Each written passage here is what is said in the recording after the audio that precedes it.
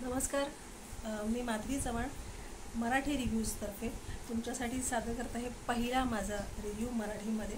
याआधी मी यूट्यूबवर खूप रिव्ह्यूज पाहिलेले, पण त्याच्यामध्ये मराठीमध्ये रिव्ह्यू मिळत नाही आणि तो सापडतही नाही. का मराठी क्राऊड नाही आहे का जो पिक्चर बघत आहे? असं आपलं यंग क्राऊड आहे, जे यूथ आहे, त्यांना पिक्चर बघायला नक्कीच आवडतं. तसेच आपल्यासारखे जिवलेलेचे लोक आहेत ते सुद्धा पिक्चर बघतात जेव्हा कळतं आपल्याला एखादा खूप चांगला पिक्चर आहे आणि तो चुकवण्यासाठी नाही आहे.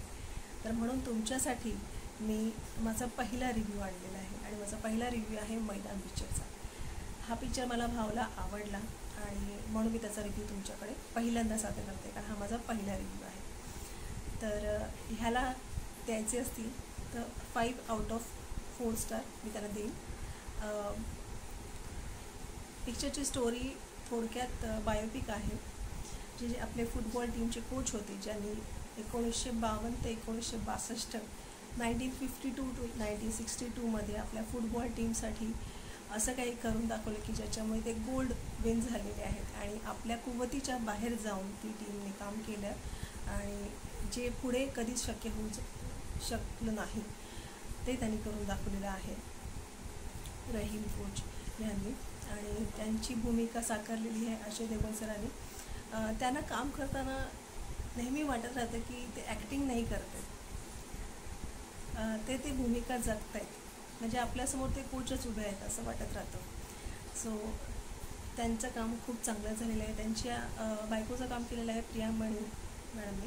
त्यांनी पण खूप छान काम केलेलं आहे. म्हणजे अगदी जेव्हा त्यांना कळतं की त्यांना लंग कॅन्सर झालेला आहे त्यांच्या मिस्टरांना आणि ते कॅन्सर पुढे हरतात, ओके, त्यांच्यासमोर जे काही प्रॉब्लेम्स आलेले आहेत त्याच्यापुढे ते हरत नाही, पण त्या कॅन्सरमुळे हरतात. आणि त्या वेळेला त्यांची बायको त्यांच्या बाजूने उभी राहते आणि त्यांना सांगते, तुमच्या स्वप्नासाठी लढा, तुमच्या स्वप्नासाठी जगा आणि ते करा जे तुम्ही कराल तुम्हाला आवडतं, ज्याच्यासाठी तुम्ही जगता. आणि त्यानंतर मग ते जसे बाहेर पडतात आणि त्यानंतर शेवटी सेकंड हाफमध्ये जे 40 मिनटं हा सिनेमा आपल्याला पकडून ठेवतो, ते अक्षरशः त्याच्यासाठी खूप कौतुक डायरेक्टर साहेबांचं. आणि ह्याच्यातून आपल्याला खूप काही शिकायला मिळतं. तसेच त्यांनी जे कोच रहीम आहेत त्यांनी आपल्या बायकोकडे त्यांचा हट्ट असतो की तिने इंग्लिश बोलणं शिकावं आणि त्याच्यासाठी ती परीक्षासुद्धा देत असते. सो ते खूप काही, मला ही गोष्ट छोटीशी पटकन आवडली आणि लक्षात राहिली तर मी ती तुमच्याशी शेअर केली. हा सिनेमा खूप काही सांगतो, दाखवतो, ज्याच्यातून शिकण्यासारखं आहे आणि आपल्या फुल फॅमिलीसकट बघण्यासारखं आहे आणि ह्याच्यातून खूप काही घेण्यासारखं आहे. तर ह्याच्यासाठी आपण हा पिक्चर पाहिलाच पाहिजे. स्पोर्ट्स सिनेमा खूप आलेला आहे. ह्या पद्धतीतले आपण अनेक सिनेमा पाहिलेले आहेत की अशा प्रकारचे कोच असतात, मॅनेजर असतात, ज्यांच्यावर खूप काही दबाव असतो तरीसुद्धा ते त्याच्यातून बाहेर पडतात. पण ही जी कथा आहे ही त्याहून थोडी अजून पलीकडे जाते, कारण ह्याच्यामध्ये फक्त स्पोर्ट्स ड्रामा नाही आहे, तर ह्याच्यामध्ये त्यांच्या आयुष्यात जे काही घडलं आहे ते दाखवलं. तर माझी सगळ्यांना रिक्वेस्ट आहे की हा मूवी तुम्ही नक्की बघावा, तुमच्या मुलांसकट पाहावा. फक्त 3 तासाचा पिक्चर आहे. थोडासा लांब वाटू शकतो. सुरुवातीचा जो फर्स्ट जो आहे तो थोडासा स्लो वाटू शकतो, पण नंतर सेकंड हाफ नंतर तो सिनेमा तुम्हाला पूर्ण काबीज करून देतो.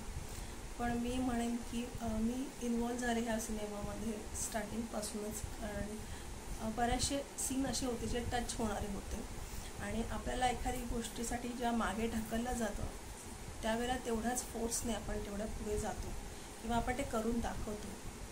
हे ह्या सिनेमात दाखवलं आणि हे खरंच खूप मोठं मोटिवेशन आहे ह्या सिनेमातून मिळालेलं आणि ह्याची सगळ्यांना गरज आहे. फक्त एक हिरोइझम किंवा नुसता मसाला दाखवण्यात काही पॉईंट नाही आहे, पण जी रिॲलिटी आहे आपल्यासमोर जे काही वाढून ठेवलेलं आहे त्याच्यातून आपण कसं चांगलं करू शकतो हे हा सिनेमा दाखवतो आहे.